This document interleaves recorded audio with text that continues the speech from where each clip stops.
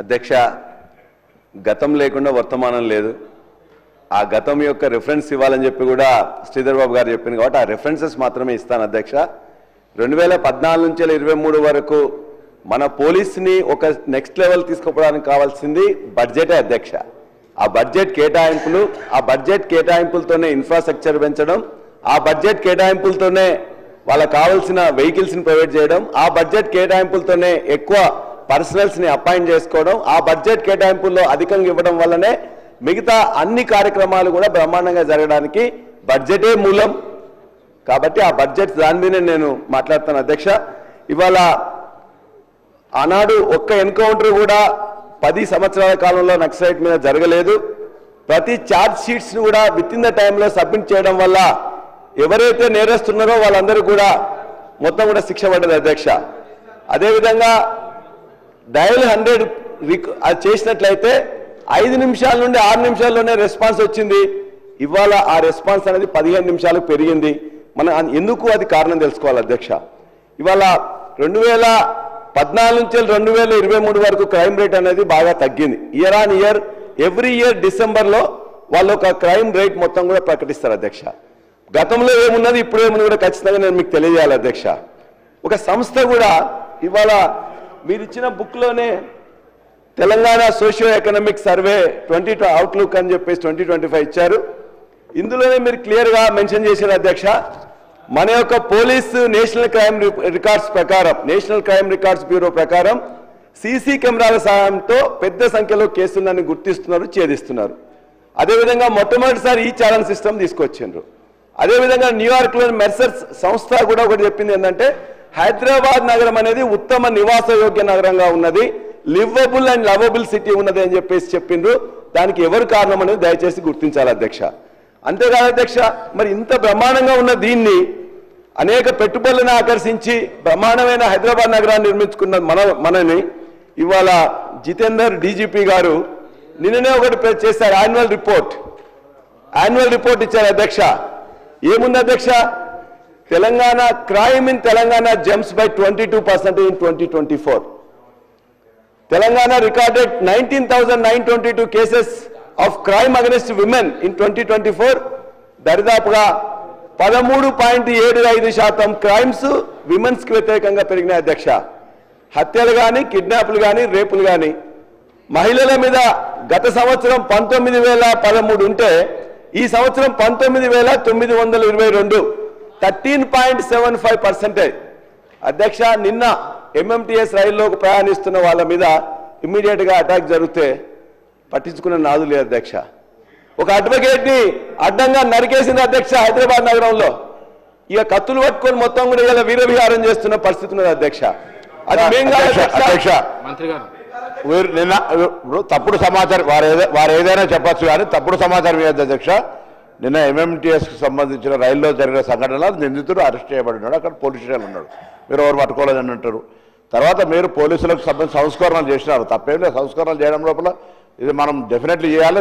మీరు రాకముందు కూడా పోలీసింగ్ చాలా మొత్తం నక్సలైట్ వ్యవస్థ కావచ్చు, లా అండ్ ఆర్డర్ వ్యవస్థ కావచ్చు, చాలా పకడ్బందీగా పనిచేసినాం. మీరు ఎంతసేపు మీరు చేస్తున్నటువంటి ప్రజా ఉద్యమాలను తెలంగాణ చౌక్తో ఎత్తేస్తూ కూడా నిర్బంధము నియంతృత్వంతో నడిపేటువంటి ప్రయత్నం కొరకు మీరు పోలీసులు ఎప్పుడు కూడా స్ట్రెంథనింగ్ చేసుకుంటున్నారు. మేము దాన్ని ప్రజలకు సంబంధించి ఉపయోగించే ప్రయత్నం చేస్తాం. ఫ్రెండ్లీ పోలీసు ప్రజలకు ఉండాలి, నేరస్తుల పట్ల కఠినంగా ఉండాలి అనేటువంటి వ్యాఖ్యలు అవలంబిస్తున్నాం.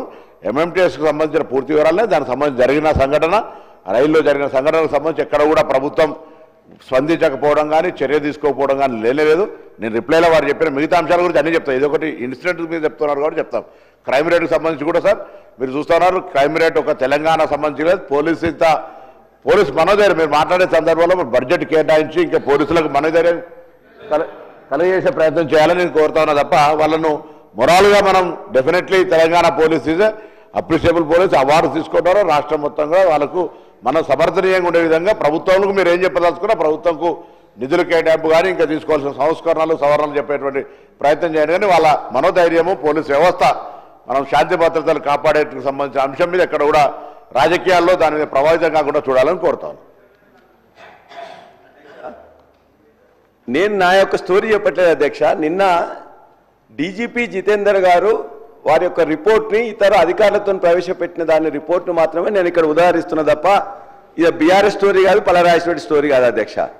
వారే చెప్పిండ్రు దరిదాపుగా 13.75% మహిళల మీద నేరాలు పెరిగినాయి.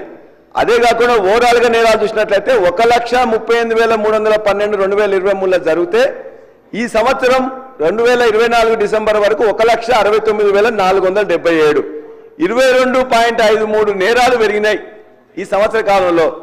ఎందుకు పెరిగినాయని చెప్పేసి దయచేసి ఆలోచించాలని కోరుతున్నా అధ్యక్ష. మెయింటెనెన్స్ బిల్ ఇస్తాం అధ్యక్ష.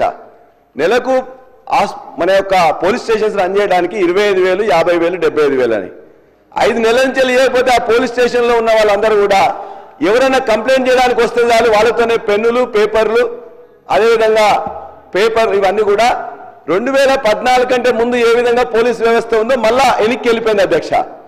అంతేకాదు ఇలా పెట్రోలింగ్ వాహనాలు బ్రహ్మాండంగా ఇచ్చిన అధ్యక్ష.